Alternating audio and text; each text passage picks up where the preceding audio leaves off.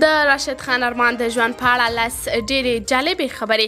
د کرکټ نړۍ مشهور او د اوسني نړۍ ګوګلي ماسټر او لیګ سپنر بالر راشد خان ارمان د افغانستان د کرکټ بورډ سره د زړه خبرې کړې دي. نوموړي ډېرې ناویل شوې خبرې راسپړلې دي.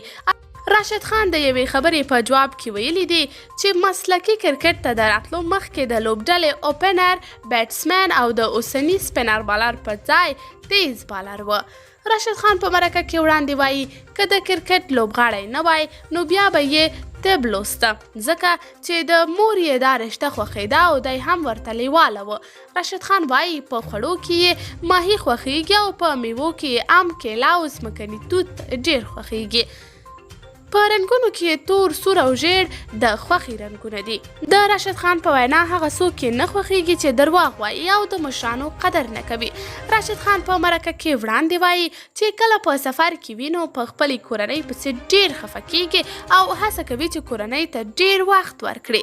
د راشد خان په وینا په لومړي ځل یې کرکټ په خپل کلي بټي کوټ کې کړی او لومړی بال یې خپل ورور ته کړی و. کله چې کرکټ په تلویزیون کته نو د خوښې لوبغاړی یې شاهد افریدي و.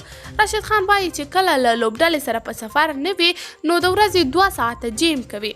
راشد خان وایي چې هر لوبغاړی په زړه ارمانونه لري او ما هیڅ فکر نه کولو چې زما ارمانونه به دومره ژر پوره شي او دا هر څه د مور او پلار د دعاګانو او د ډېر محنت له برکته و.